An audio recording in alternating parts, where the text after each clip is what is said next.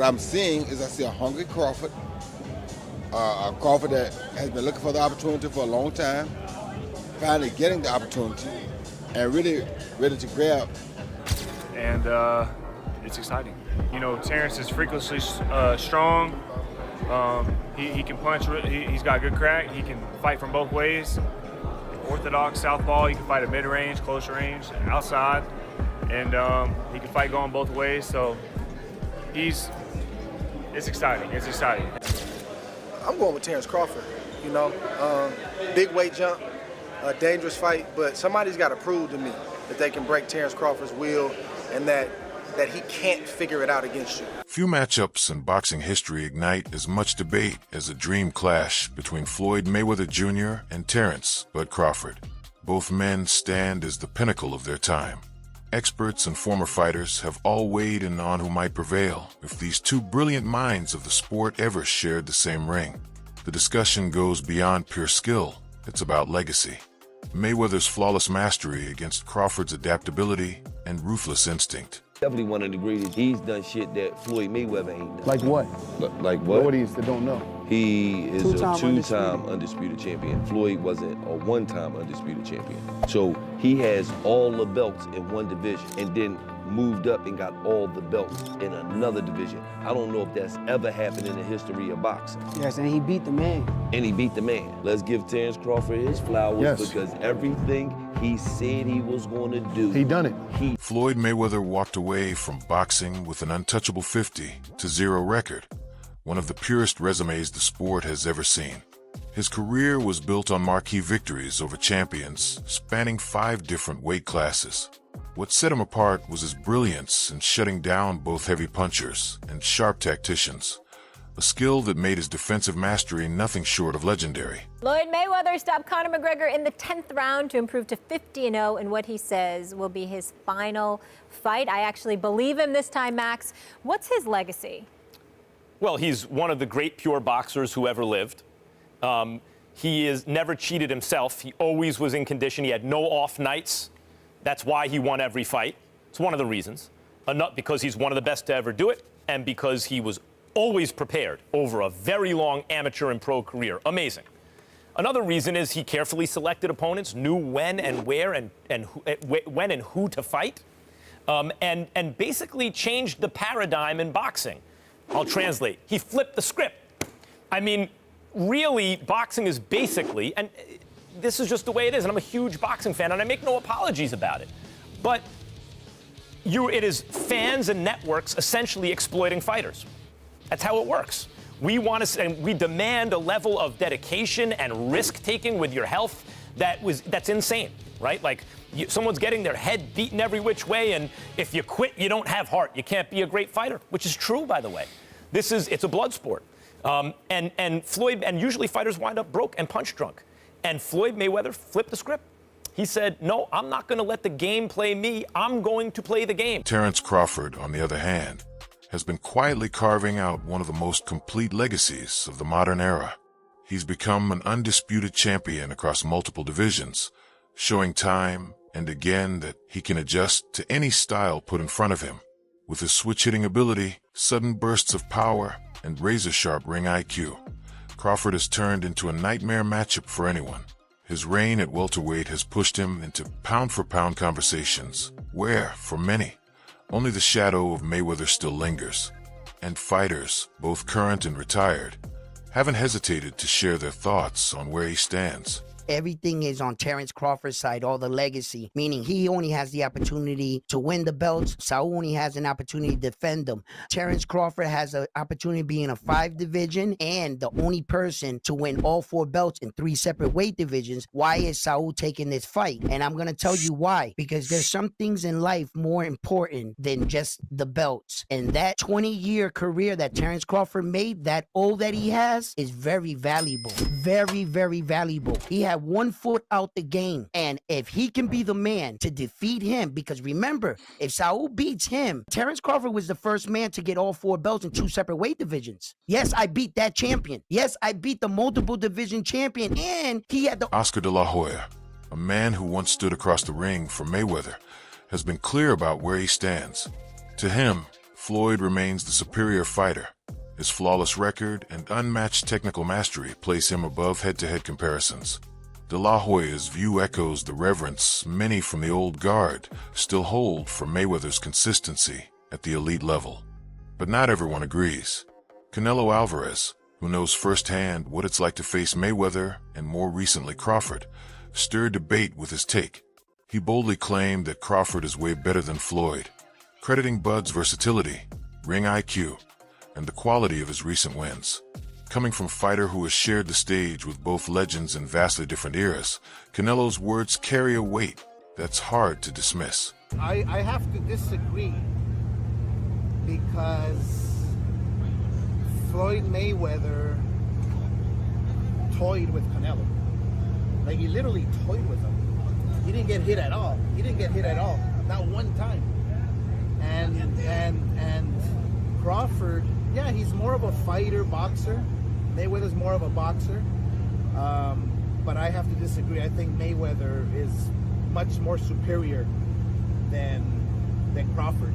Not just because he beat me and it was a close fight, whatever, or that I stepped in the ring with Mayweather, but I really feel that technically Mayweather's a better fighter. You faced Mayweather, you were 23 years old, I believe? 23. And just again, turned 23. Yeah, you just turned 23. You didn't have a lot of seasoning. I know people say, oh, he had a lot of fights. Well, you didn't have an amateur career. You started boxing at 15 as a pro, right? Yeah. So you gave up the weight concession.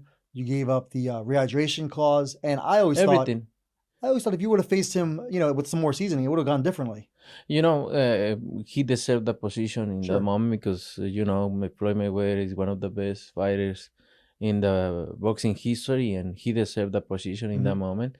I try to make history, and I try to put myself in the very top in that moment. But for some reason, doesn't happen, right? And yeah, like you say, if I had that fight with Miguel Angel Cotto first and all these kind of fights, and then fight Mayweather, maybe go in the different way. But, we never gonna know. We never gonna know. And I learned what from that fight, and like I say, things happen for a reason. Shane Mosley, who went the distance with Mayweather, offered a surprising perspective. While he respects Floyd's brilliance, Mosley leans toward Crawford in a hypothetical showdown. In his eyes, Bud's all-around arsenal, switch hitting, explosive power, and unpredictable angles make him the more dangerous and complete fighter. Mosley's insight reflects the view of those who've shared the ring with Mayweather. They acknowledge his unmatched defense and precision, but also recognize that Crawford brings weapons Floyd never truly had to face. Who do you think's better out of those two, Crawford or Mayweather? I think Crawford is better, bigger. Like he's actually, he moved in weight class, and I would say Crawford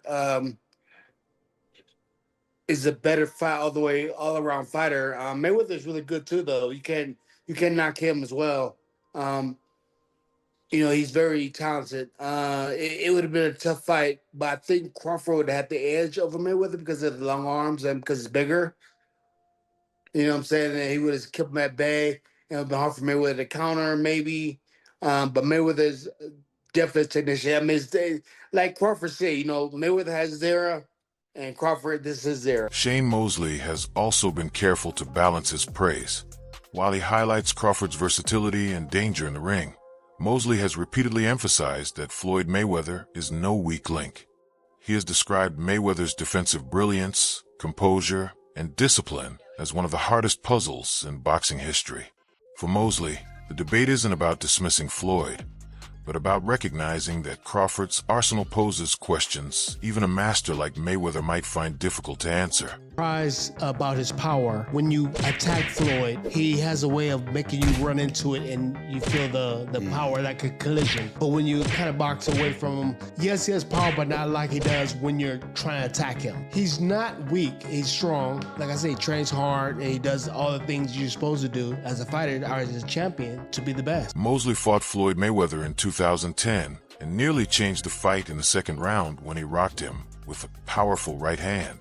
But as Mosley has admitted, that moment was short-lived. Floyd adjusted almost instantly, shutting down Mosley's offense and never giving him another clean chance for the rest of the fight.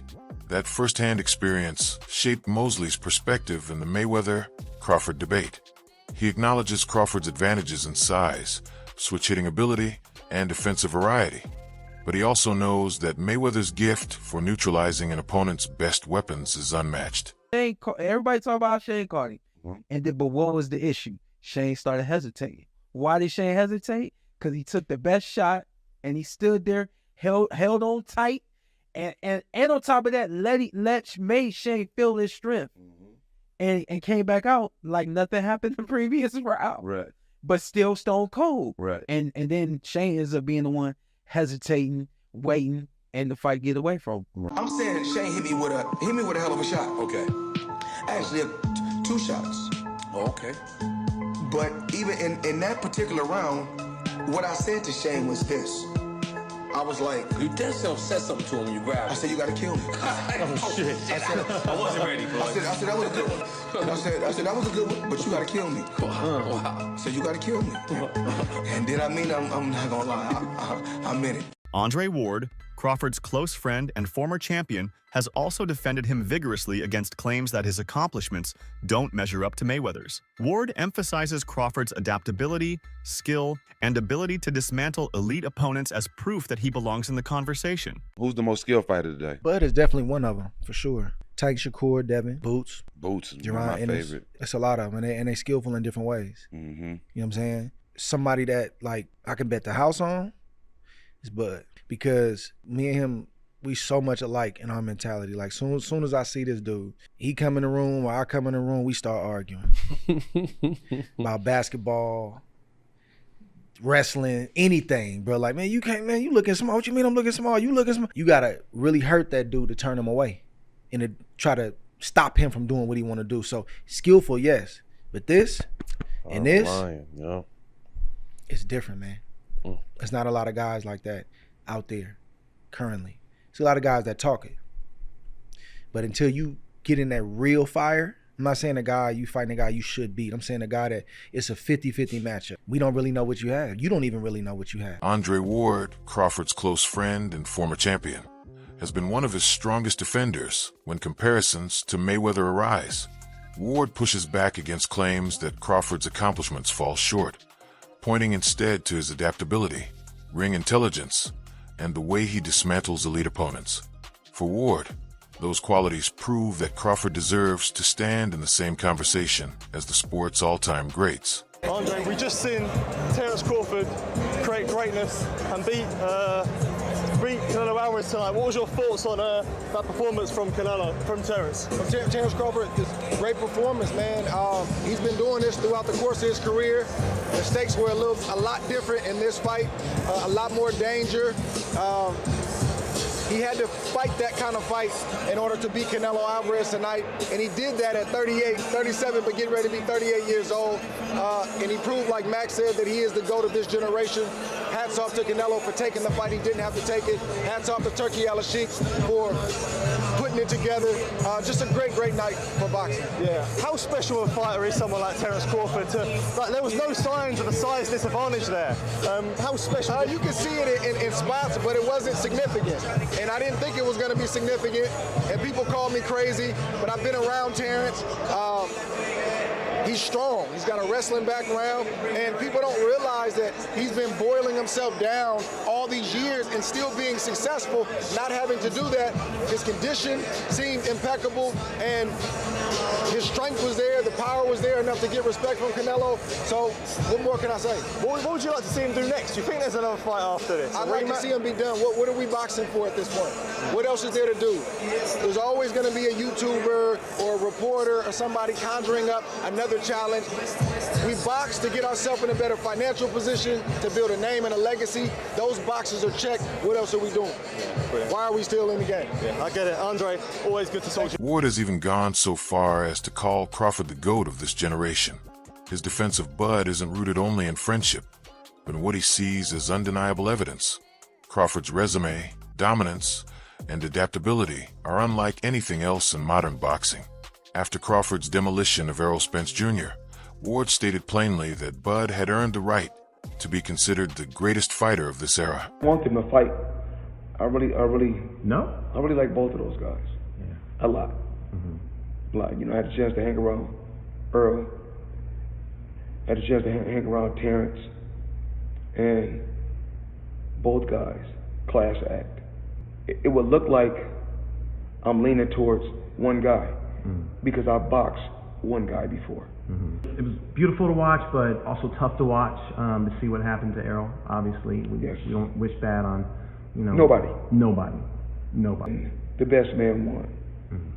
If I was training him or I was in his corner,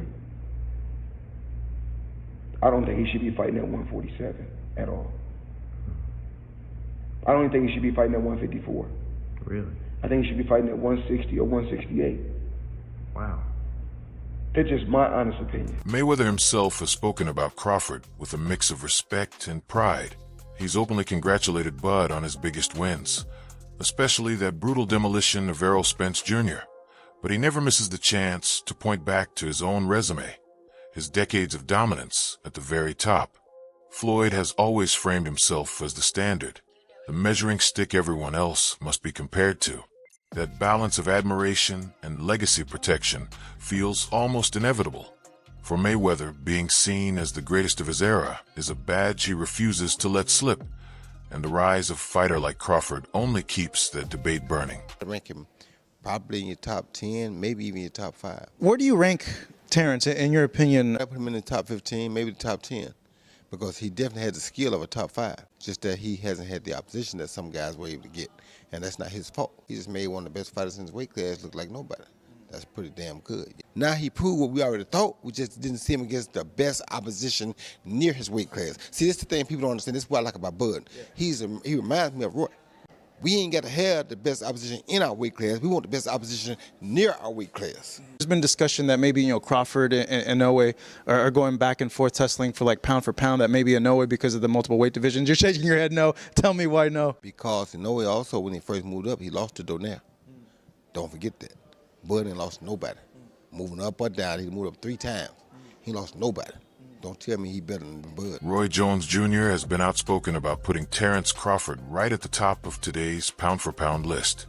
In his eyes, Bud has been dominating for years, and right now he's the king of the P4P throne, with only Naoya and Inoue breathing close behind. At the same time, Roy hasn't been shy about poking holes in Floyd Mayweather's legacy. He acknowledges Floyd's greatness and his place in the all-time conversation.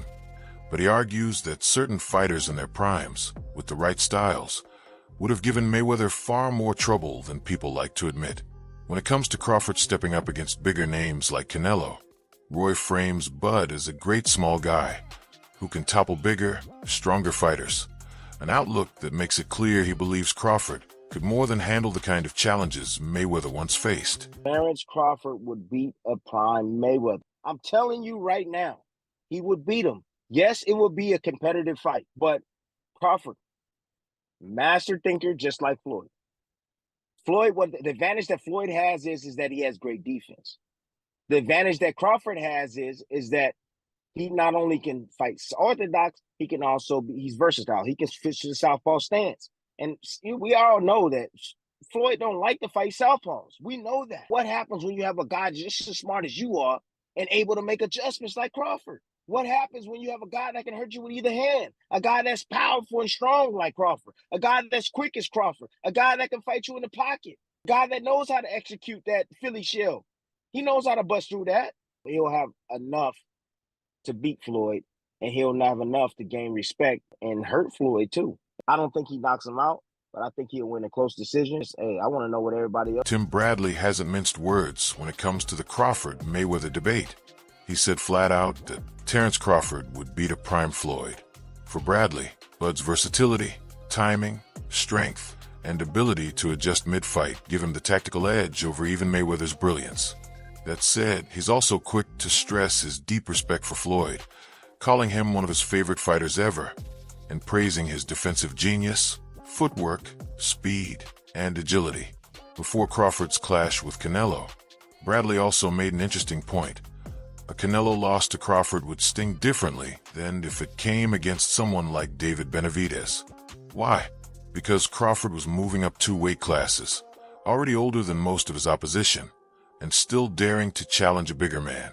If Canelo fell short under those circumstances, Bradley warned, the narrative wouldn't stop at one defeat.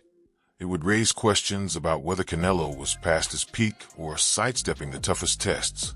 What was his power like? Have you been hit by anybody that strong before? I've been hit harder. No, in a real fight, not a sparring. In a real fight. Avanesian, I mean not Avanesian, but Mean Machine hit harder than Canelo, to me. To be honest. Terence. Congratulations. After his battle with Canelo Alvarez, Terence Crawford didn't waste the post-fight press conference on pleasantries. He went straight at the critics. For years, he said, people told him he was a nobody, that he could never beat that kind of guy. Now, after toppling Canelo, Crawford leaned into the moment. Asterisk, what can they say now? Asterisk, he called it the defining win of his career, a victory over a man who had never been beaten at super middleweight. Crawford also pointed out what he felt in the air that night, the tilt toward Canelo, from the media chatter to the energy of the crowd. But he brushed it off. Instead of rattling him, the doubt and the noise only fueled him. To Crawford, those distractions weren't obstacles. They were motivation. This is your life for so long with Floyd fighting this guy, fighting Manny, fighting Conor, and all those, you were just at the center of all these talks for so many years. It's exciting to be back there again. Any chance that you would take a professional bout in the future after Mike, or is that off the table? Let's own it. Let's own it. It's been talks. It's possible. In a recent sit-down, Floyd Mayweather Jr. surprised fans by hinting that a real return to professional boxing might be closer than anyone expected. With his exhibition against Mike Tyson lined up for spring 2026, Mayweather told TMZ that while nothing is locked in, talks are happening, and the possibility is real. He stressed that he's feeling sharp, staying in shape, and wants to keep delivering moments fans won't forget. The biggest question remains, would he dare risk his flawless 50-0 record? For the first time in years, Floyd has cracked the door open. Floyd's brilliance or Crawford's fire? Who claims the throne?